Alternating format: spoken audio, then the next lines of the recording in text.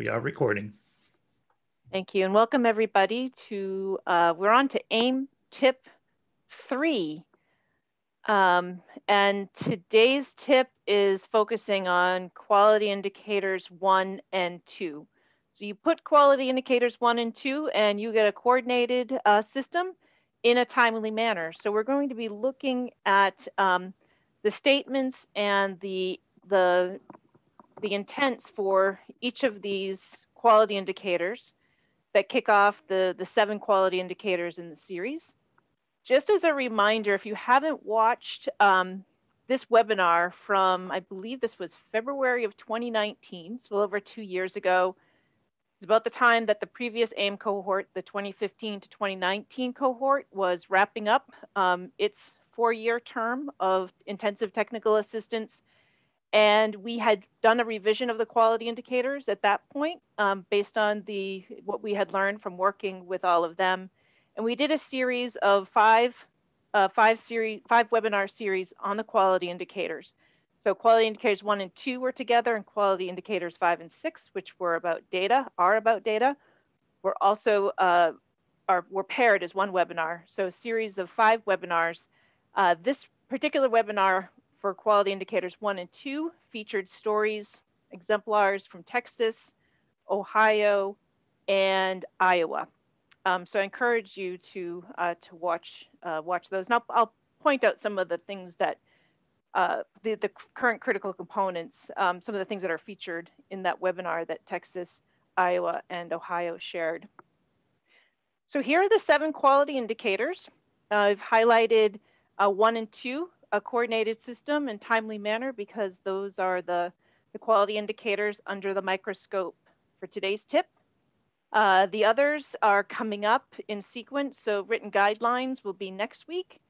Learning opportunities and technical assistance, April 8th. And then 5 and 6, the data collection and data use.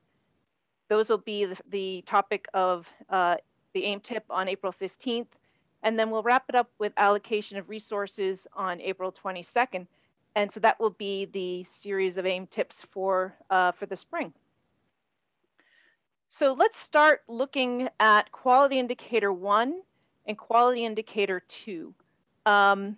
If you can see in the chat, I'm going to actually run over to the chat for a moment, because I did drop a link that probably isn't visible to many of you, because I dropped a link in the chat a couple of times, but failed to add it one more time before I moved into the slide deck. The link that's in the chat will take you to a SharePoint folder that has the slide deck as well as the K-12 quality indicators. And I know that we've been providing you with the quality indicators, each of these AEM tips. So if you download it again, it may be the 3rd or 4th download. You might want to just check your computer to see if you have the K-12 QIs already downloaded, but you can grab them within that SharePoint folder if you don't have them yet. So we'll take a look at quality indicator 1, in turn, talk about the statement and the intent, look at some of the bit of a sample of the critical components that go along with quality indicator 1. We'll jump on over to the quality indicators document, and then we'll come back, look at quality indicator 2, and then we'll open it up for discussion. So quality indicator 1, as you'll see, all the quality indicators have a statement and an intent associated with them. So the statement really provides what are the conditions under which your quality indicator 1 can be successful, and that is that the state, so that would be the state education agency, has a coordinated system. So highlighted in yellow there is state and the coordinated system for the provision of high quality accessible materials and technologies, and school districts use this system for the benefit of all students who need them. So you can see here at quality indicator 1, it helps to set up how the states and the districts can work together. That for the 7 quality indicators to really be effective, to work systemically, the state needs to be able to provide that system, and then the districts tap into it. And the districts clearly have roles and responsibilities in that partnership, in that collaboration. But the state, in order for the system to work, the state has a responsibility to identify what are those resources, what are the protocols, what are the policies, and then the districts can determine how do those resources, how does the system plug into the way they operate.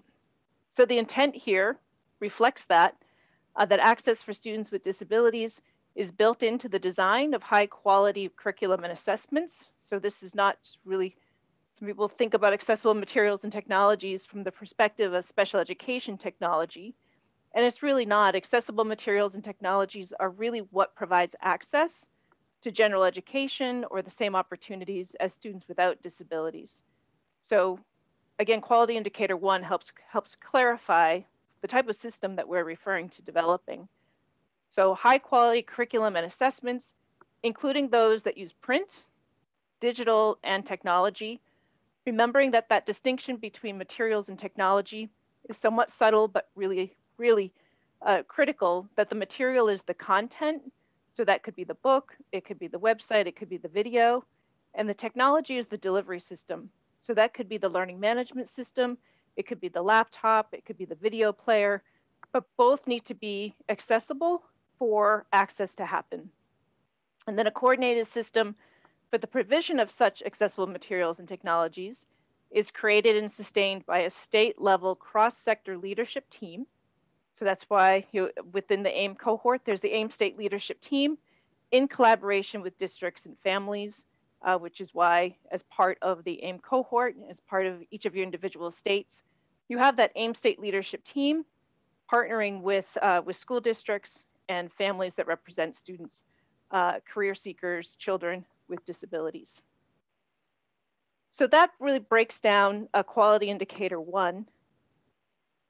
When you look at the critical components, so these are those, breaking down those conditions even further around what are the pieces of a coordinated system.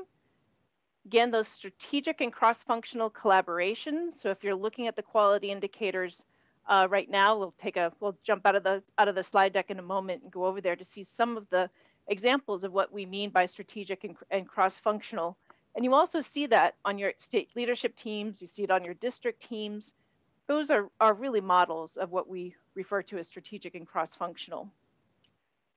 That the digital materials and technologies that are either purchased by the state or by the district, or those materials and technologies that are selected or created by personnel meet minimum accessibility standards. And those would be Section 508 and the Web Content Accessibility Guidelines. And then another component to highlight is that there's a decision-making process that guides the acquisition of accessible formats for students who need them. So in those cases where a material cannot be purchased or procured that's accessible for a student, for any number of reasons, we know that that's going to happen, that there's a process in place to ensure that either through the IEP team decision-making or 504 or MTSS, but there's a process in place to ensure that those students who need the accessible format, who need the alternative material, receive those in a timely manner, which leads us over to quality indicator 2. But before we jump into quality indicator 2, let's take a look at those quality indicators for K-12 and jump on down to quality indicator 1. And I will zoom in just a little bit here. So here you have that statement and the intent that I just highlighted in the slide deck. And then you can see in much more detail each of these critical components. So these strategic collaborations, really at their state level, you'll recognize a lot of these positions, these roles. The titles will vary state to state. The roles and responsibilities will vary from state to state. But really, it's that function of each of these positions that really matters to quality indicator 1 and developing that coordinated system where there are diverse roles and responsibilities that have been identified because each one of these positions really touches that pipeline of when a material is purchased or when it's created or when it's selected and when it reaches the student. So thinking about all of those departments, the agencies, the services, the personnel that are part of that pipeline should be plugged into the system and should be part of those strategic collaborations.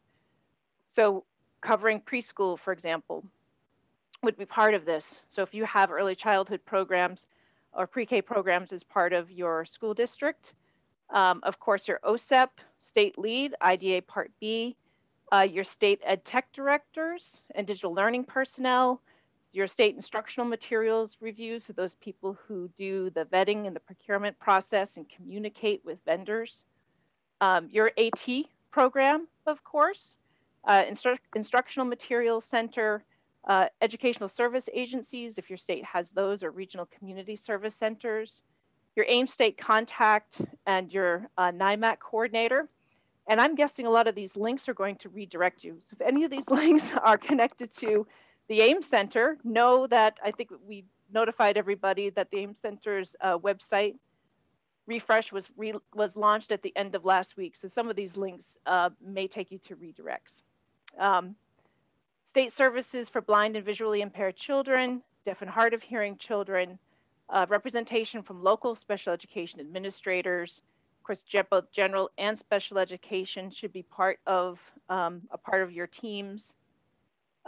Your local ed tech directors or IT or infotech administrators, transition coordinators need to be considered as part of this collaborative process.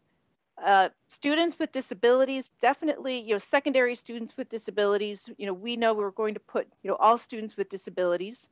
Sometimes it's more variable for elementary, but in many cases, elementary school students should be considered. But by secondary school, middle or high school, really, students with disabilities should be part of these conversations, some representation. And then families of students who need accessible materials and technologies. And of course, there's your parent training and information centers that are available if you're looking for representation. And then 1.2, this is ensuring that digital materials and technologies either purchased or created are usable for all students. So this is not just thinking about special education or students with disabilities, but in that systems process of procurement, that accessibility is part of the decision-making process, so that all digital materials and technologies comply with Section 508 and WCAG, and that personnel who create digital materials, so that could be videos, web pages, slide decks, any documents, use the accessibility practices afforded by the tools that they're using. And as we know, most of these tools, productivity tools, content development tools, have accessibility built into them. Teachers, trainers, anybody who's developing content as part of a district or at the state level to disseminate can be using these accessibility features that are built right into the software. And then finally, this is that decision-making process when there are students with disabilities for whom accommodations need to be made. When something is going to be provided and it's known that it's not going to be accessible to a student with a particular disability or a subpopulation of students with disabilities. And when that happens, there's that decision-making process around related to CHAFE and print disability. And so IEP teams, 504 teams need to be familiar with this process. So that's quality indicator 1. Jumping on over to quality indicator 2. Here we're talking about timely manner. And this is essential because you can provide accessible materials and technologies. They can be high quality, but if they're not provided to students at the same time, as students with disabilities at the same time as those materials are provided to other students, it puts students with disabilities at a disadvantage, whether it's a day or whether it's a week or whether it's months. Students with disabilities are at risk of falling behind. So that's why the timely manner quality indicator is so critical. And in general, timely manner means that students who require accessible materials and technologies receive them at the same time. There's really no other way around it. That is equity when it happens at the same time. A lot of people will waffle a bit around what timely manner means, but when it comes to equity and people's students' rights at the same time is really the most logical definition of timely manner. And that attention is given to identify and address factors that could delay timely manner, because we do know these systems are complex and timely manner there will be times when timely manner isn't achieved, so that the system has alerts, that it has protections in place when timely manner doesn't happen, to document what happened and how that how the error can be fixed for the future. So some of the sample components for quality indicator 2 is that state definition of timely manner. So that is required by IDA 2004. And for the most part, all states really have a very similar definition, which is at the same time as students without disabilities, that those strategic and cross-functional collaborations are really leveraged as part of timely manner, identifying whose responsibility along the chain of provision of the materials to ensure that students with disabilities receive the materials in an accessible format with the features that they need, and that there are multiple means to ensure timely manner, so that if one means fails, another one kicks in.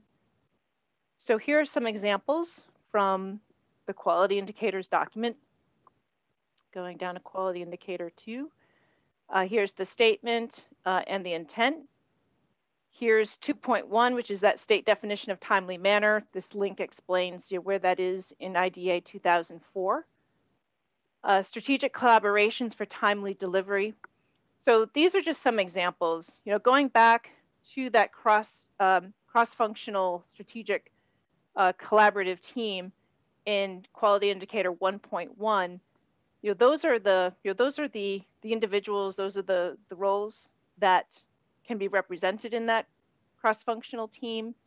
And then down in 2.2, there's just some examples of how those collaborations can help ensure timely manner. So what are some examples of the interactions between those roles to help support timely manner? So things like at the state level and the local level, there's some mirroring around procurement practices. So if the state has a policy around accessibility and procurement of digital materials and technologies, that at the local level, that policy has been transferred into some type of guidance and guidelines at the local level. And there's communication between the state procurement and the local procurement around understanding and consistency in policy and expectations. That there be the priority across the system for accessible materials and technologies. That there's some level of communication, and we see that across our AIM states, that there is a very tight partnership between the state education agency and the assistive technology programs, and that there's a coordination at the local level with accessible media producers like Bookshare or Learning Ally and APH. And there's some examples of multiple means for timely delivery. The first one really is procuring, starting from the first decision making around what's going to be provided to all students, and to prioritize accessibility in that process. And that will really help minimize the need to retrofit or to come up behind the procurement process to help troubleshoot for students who aren't being served with accessible materials and technologies.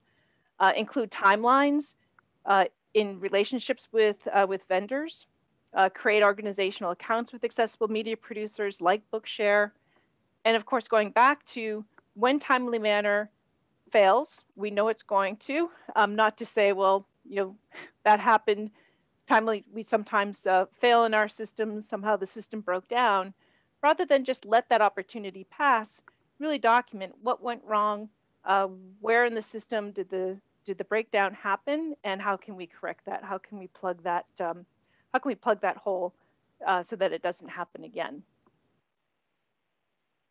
So that is quality indicator 2. And some of the things that you'll see in the webinar that was with Texas, Ohio, and Iowa. An example from Texas is their proclamation, which is now in 2020. And the proclamation is with the Texas Education Agency. And it is a policy by which anybody who wants to be on the Texas Education Agency or the State Board of Education's purchasing, to be on their purchasing plan, so to be on their adoption list, they need to show a third-party verification that their product is accessible, that it meets Section 508 in Web Content Accessibility Guidelines. So Angela Standridge, who at the time was with Region 4 in Texas, explains what that policy is and how the state collaborates with districts and how that policy works. In Ohio, Ocala, which has their AT&M AIM Center, Rachel Schultz talks about, some of they act like they're very similar to AT programs where they have lending opportunities. They coordinate accessible materials and technologies for districts. And then in Iowa, I know that there's been some interest across the cohort around Braille production through state prisons.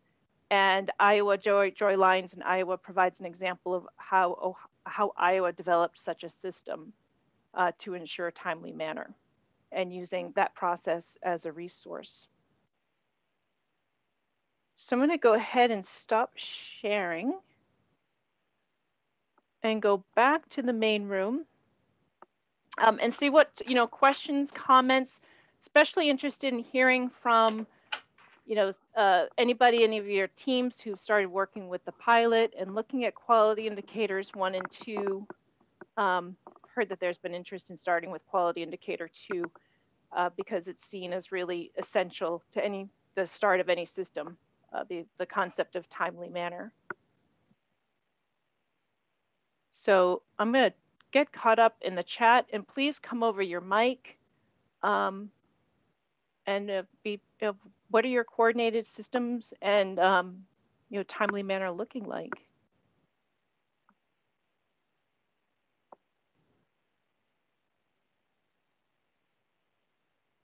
Yeah, so Crystal mentioned proactive, not reactive. We like to see those words like proactive, forethought, planning, rather than having to retrofit or react when something has been purchased or provided to a student that's not accessible to them. And thanks, Louise, for dropping Texas proclamation in the chat.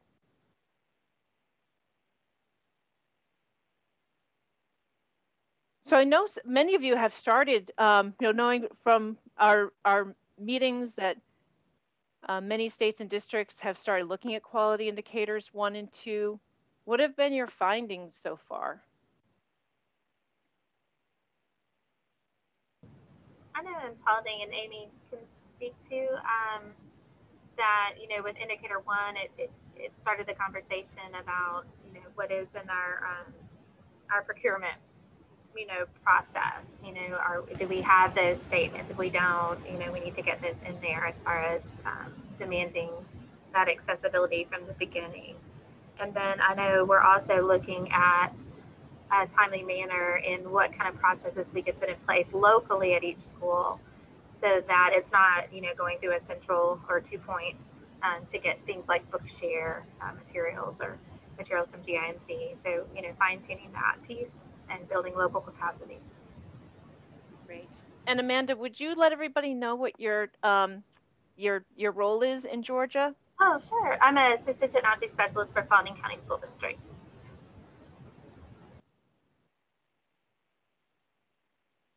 Great, thank you.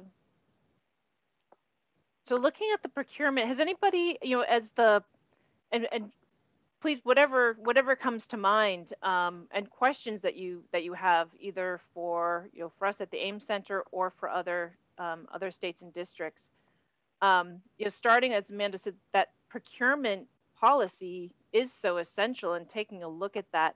On our website, we have, we're really excited, on our new website, we have the sample language around digital material procurement, which is different from NIMIS. We know that a lot of states have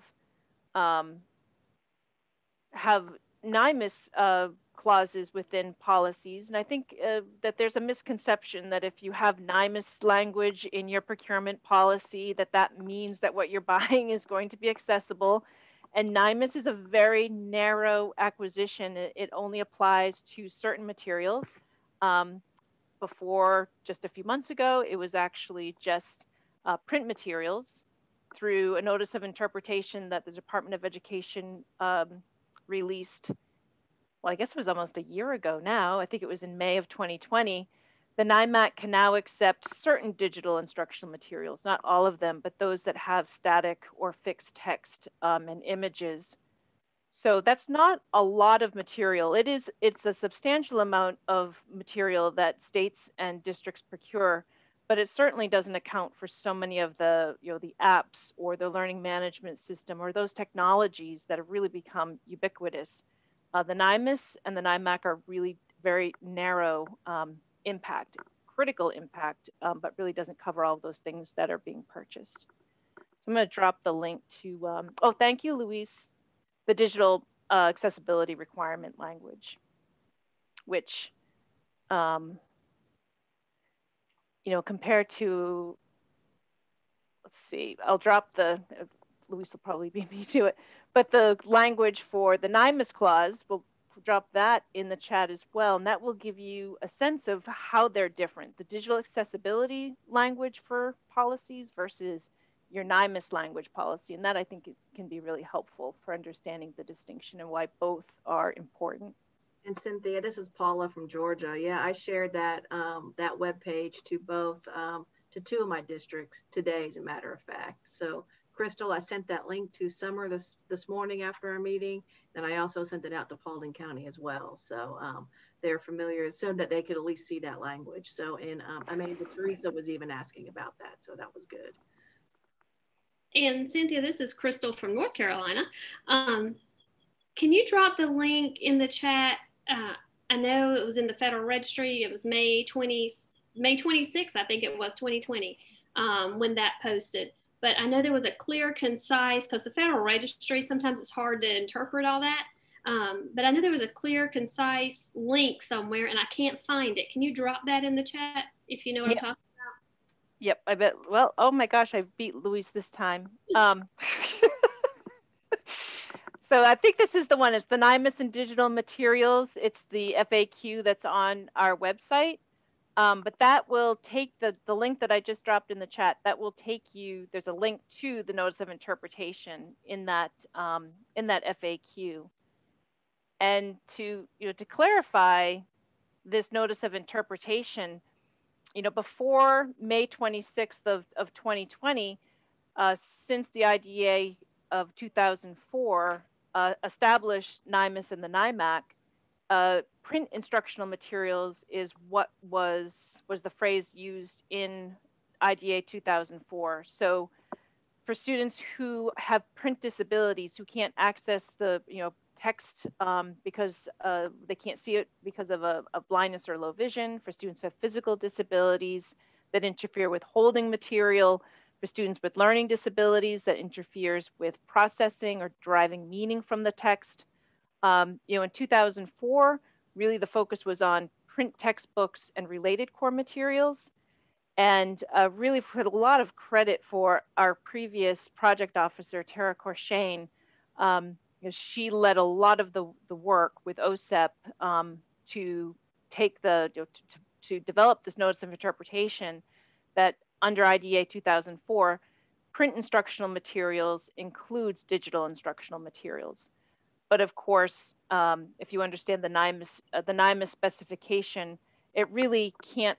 It's not very flexible. It's kind of an HTML code, so it really is conformant to static text and images. So when we say digital instructional materials, it really is, for example, an electronic textbook. So take something, it was something that would replicate a print book that is digital. And we're in the process of working with publishers to identify how, what is it that states and districts could be asking for to be submitted to the NIMAC. And so we will have more guidance on that.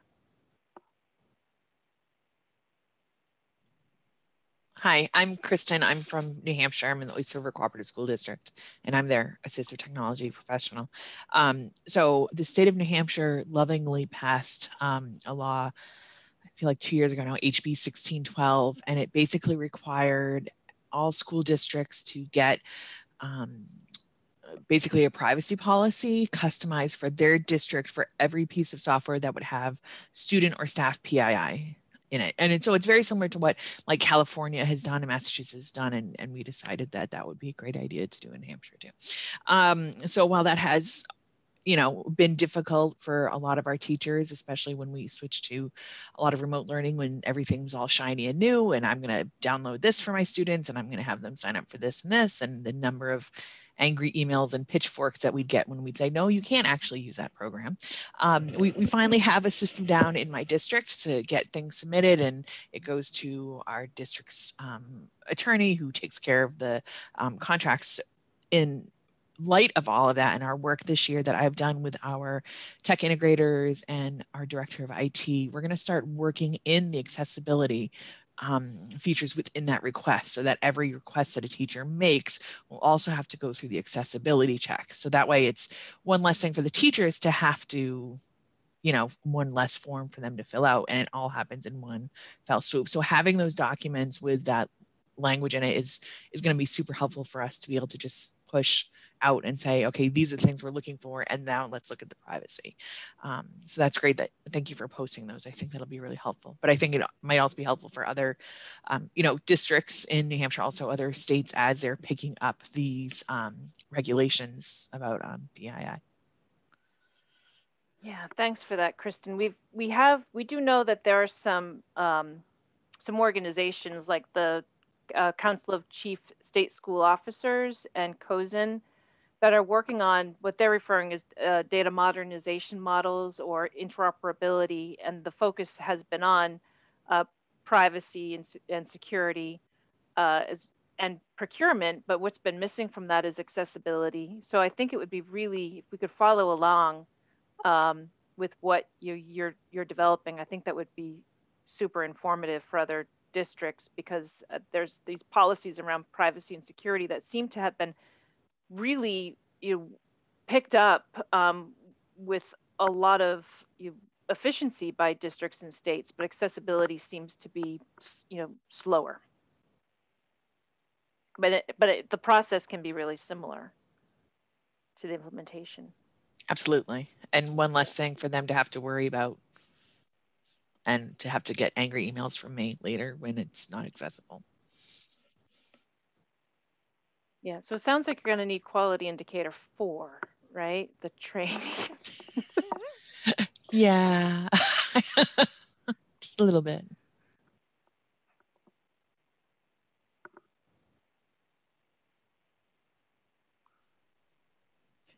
This is Donna Murray from North Carolina, and I'll just echo this idea about timely manner and the impact that procurement can have on that. Just the,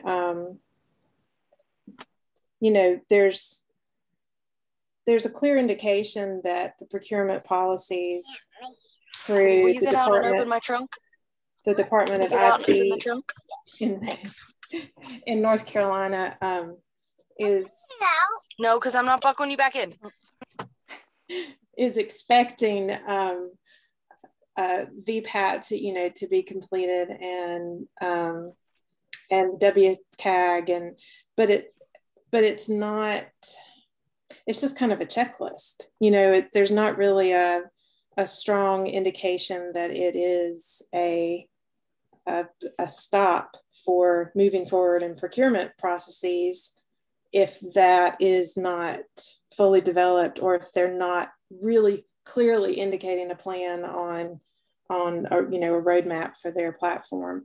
And good gracious, you know, I appreciate any other states who have gone down this path and have really been able to revise any procurement policies to help better make that, you know, to make that process more proactive.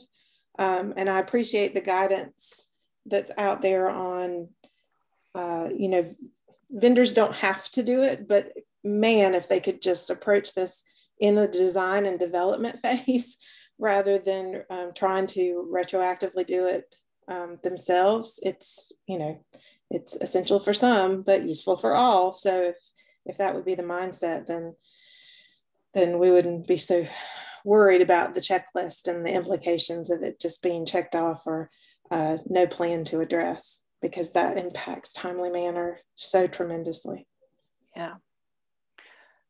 Luis, do you want to walk through that page on communicating digital accessibility requirements and point out, you know, some of these, it's a little bit deceiving because when we refreshed the website, we really worked hard to cut back on the number of words that we have in our titles.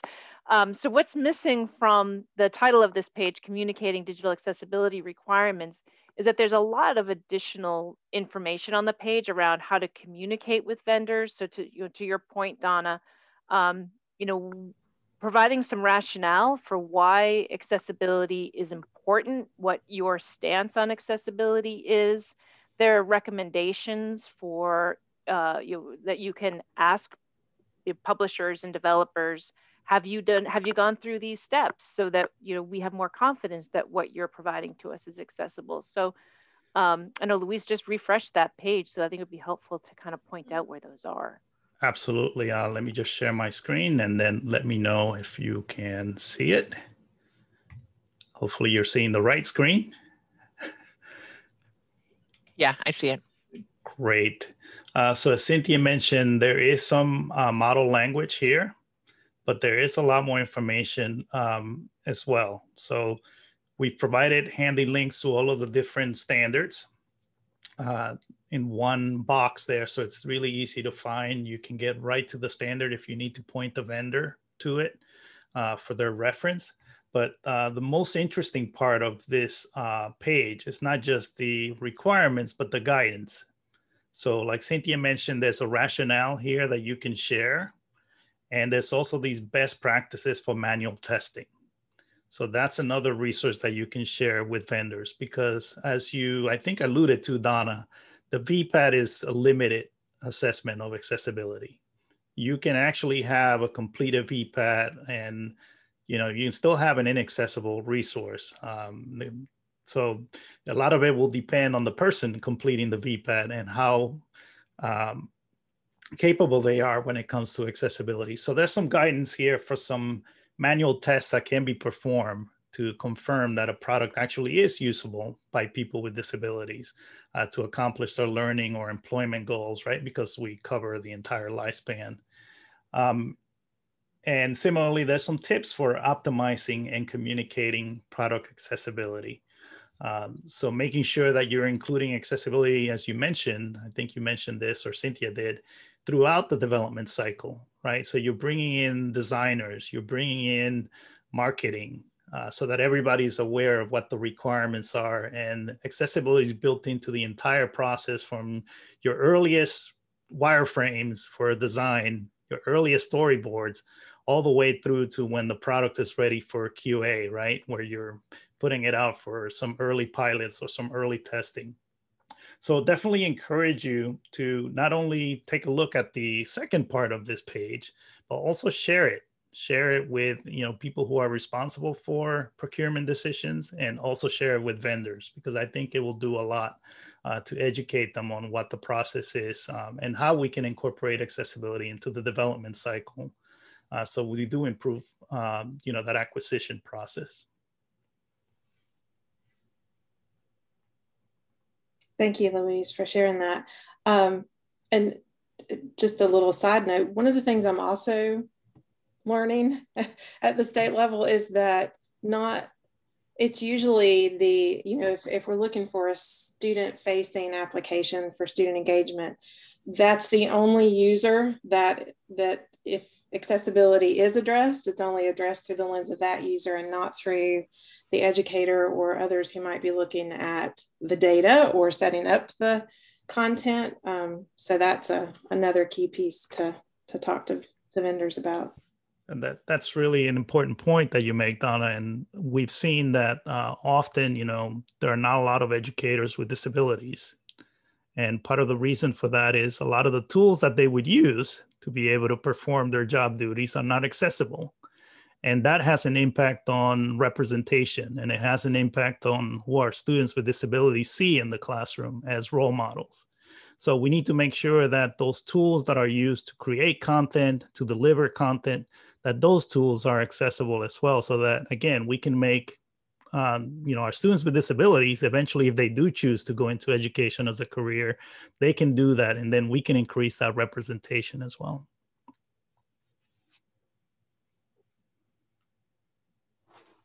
I think especially today, where there has been rightly so much focus on diversity and having more diverse figures in students' lives, and there has been a lot of focus on racial diversity, cultural diversity, but we also need to have teachers with disabilities as well. And as to Luis's point, if the teachers can't access the tools that they need to teach, clearly it's difficult for them to take up these occupations, to even just to get through a teacher preparation program when you can't access the tools is a critical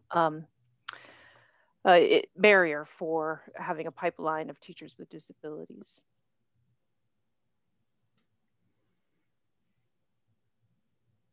We're getting lots of amens in the chat. Yeah, amen. And parents with disabilities as well. And I think that's what sometimes we see. I think we don't often see complaints for in school districts. We see a lot of complaints around accessibility in higher ed, but fewer in K-12. And I think where they have come, it has been, for example, Seattle. I think the complaint that they had was from a parent with a disability who couldn't access the website. So parents need access too, in order to participate in their children's education.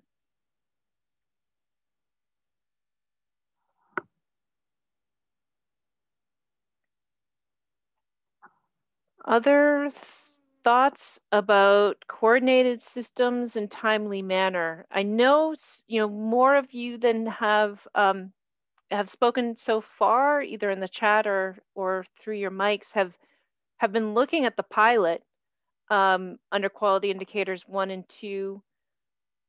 Do you want to speak to that experience, maybe some of the goals that you are starting to set around improving your baseline for quality indicators 1 and 2? Hello, everyone. My name is Crystal. I'm from Marietta City Schools in Georgia, and I am the Director of Special Education. Cynthia, that was a good cue for me because I feel as if the pilot has been very helpful for us to be able to have a framework, so to speak, in terms of guiding our work. We are deep in indicator 1, and we met with our Georgia team earlier this morning, and immediately after that meeting, we took everyone's ideas and what was shared, and we added on to what we were already doing. We found that working with our crew has been helpful because everyone has, different experiences and different roles in the district.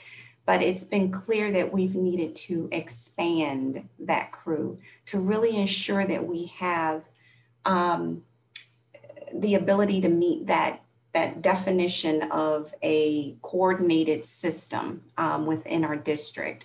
As we continue to issue surveys to different staff members in different roles, a lot of the responses are coming back, I don't know. That's a good question. And so that's really telling us that we've got a lot of work to do in terms of communicating not only the need and the why, but what does it look like to provide accessible materials to students who need it. And we even had a parent, one of our parent members on the call this morning. So she's given us a lot of good feedback about indicator 2, timely manner, and thinking about some of the experiences with her own child. So we just feel like a lot of positiveness is coming out of this experience, and we look forward to making a good contribution for Georgia. Thanks for that, Crystal. And it cued me when you were talking about thanks so much for that reflection on the people that you have representing your crew. And for those of you who may not have explored the pilot yet, I think most people are familiar with the AEM pilot, but it's the self-assessment and progress monitoring tool. And we refer to the team who is going through the pilot self-assessment together. We refer to that as a crew. So thanks, Crystal, for using the vernacular that we've adopted at the AEM Center for our beloved tool. The cross-functional team that we reference in quality indicator 1.1, remember that this is, and I think, Crystal, your point around who you have on your district team reminded me to clarify, because you're looking at the right people at the district level. For quality indicator 1.1, remember we're talking about the state and that coordinated system, and then school districts use the system for the benefit of all students who need them. So to Crystal's point of really thinking, reflecting it at your local level, who are the people that need to be involved, it's going to look different than who's involved at the state level. So thank you for bringing that up, Crystal, because this list is really about that state-led cross-sector leadership team, which is going to look different than the local team. Your local team, if you're going through the pilot, your local team should include additional representation, like the librarian, for example, because the librarian and media specialist, they really have a role across all the programs. They touch all students' academic progress. And we don't have we could have, when I live in Maine, and I was on the Maine AEM Commission for a long time, and we did have the state librarian as well on our state team. We don't have them listed here, but that's certainly, state by state, you're going to make some decisions around what that pipeline looks like of the procurement, or however else, whether it's through a state database, through a library, that these materials reach students. So thank you for that reflection of how you've had to, connect the dots in your district. It's a really good example.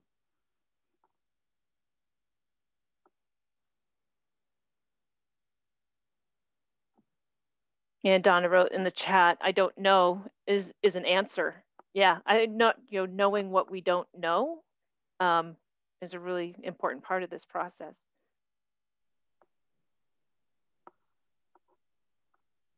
I think when we think about just accessibility in general, at least through my experiences, and also timely manner, is that those are words that come up when we're talking about students with IEPs, 504s, and we're talking about compliance. And so I'm just struggling to think about how do we help build a system where we're talking about accessibility in a timely manner for everyone and giving them the supports they need to identify what accessibility features would benefit those users at certain times. So it's a shift, and it's a mindset shift, and understanding what accessibility means and getting out of that compliance lens and really thinking through a larger lens.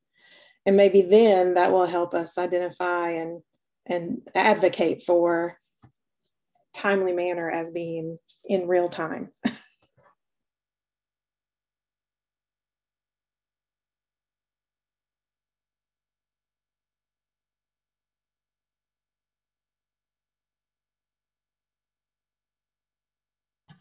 You know, Donna, what you just said makes me think about where our direction comes. Like, if we're talking about IEPs, we're talking about individual students. Even if we're talking about a school system, not individual schools, excuse me. We're talking about kind of the bottom of the sequence of where things go. One of the things that's been really striking to me is that when we can do things from the state level, I mean, I've already gained a whole lot being on the AEM cohort in Oregon because I'm talking to state level people, and we're finding out, not people who think about kids with disabilities all the time, but who have inserted stuff about kids with disabilities into their process. So if it's curriculum is the one they're most familiar with right now, but our curriculum for state adoption goes through all kinds of accessibility checks before they ever get put on the list. And if they don't have those features, they don't get put on the list. And even for districts that want to adopt something else, they have to get approval to buy this stuff, they have to check accessibility. So that's that kind of top-down thing. And then ideally, I know it's not perfect, but ideally, once you do that for all kids, you don't have to do it as often for individual kids. So one of the things as we look at our comprehensive system for indicator one that I think we're thinking about a lot is how can we do things at the highest level possible, meaning the level that impacts the most people, and then make it trickle down to individual kids. So I don't know if that's useful or even news to anybody, but I've really been thinking about it a lot in terms of we want our districts to have access to things that are accessible to begin with.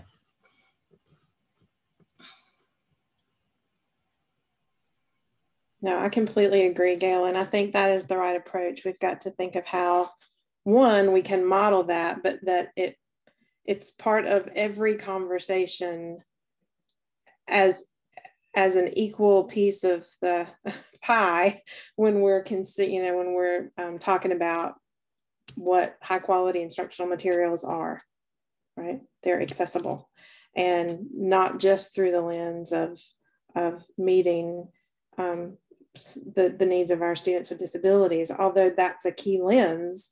Man, the possibilities if we're opening up that lens and just thinking about all users.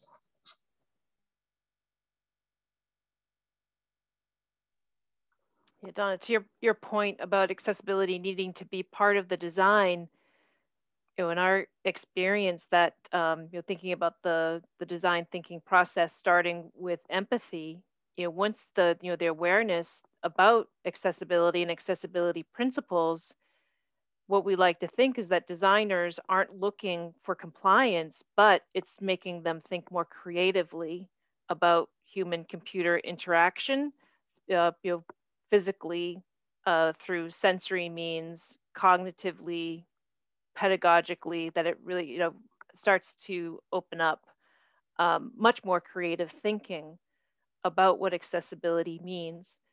And of course, as the Center on Accessible Educational Materials and our focus on students with disabilities, it is really just a starting point. That access is the minimum entry for students who have functional, sensory, cognitive disabilities. At a minimum, they need to make sure that there's that they're able to physically engage in learning.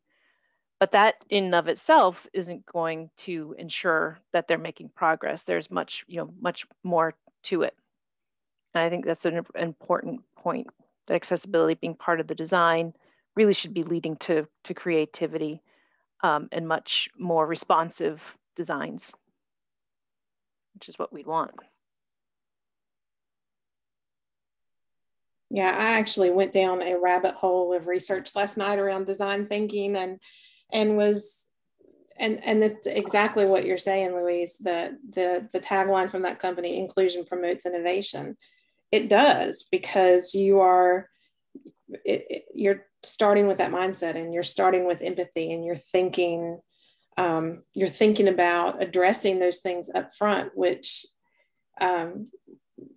doesn't, it's going to force you to really think outside of your normal parameters, and everybody wins when that happens.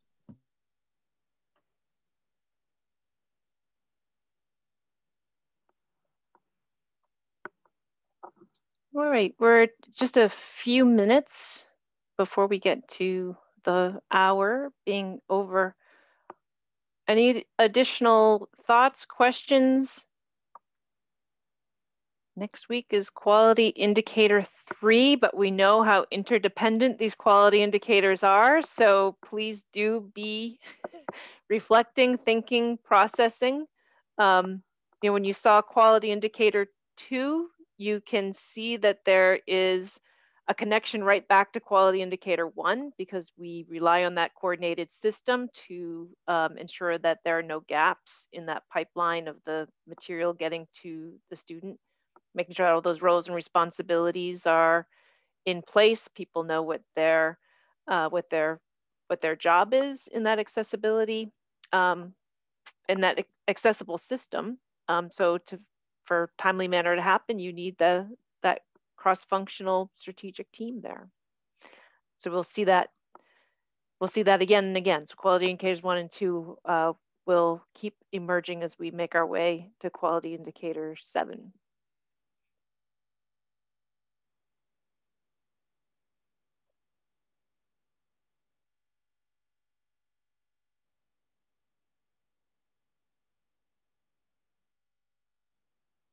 All right, so if there are no additional comments, I think we can end a couple minutes early. I don't think anybody would mind that on well, here in the here on the East Coast, we're at 4:30, which is close to the end of the day. For those of you who are on Pacific time, I hope you have a good rest of the day, the afternoon, and we'll see you again hopefully next Thursday for AEM Tip 4. Thanks, everybody. Thank you. Take care, everybody.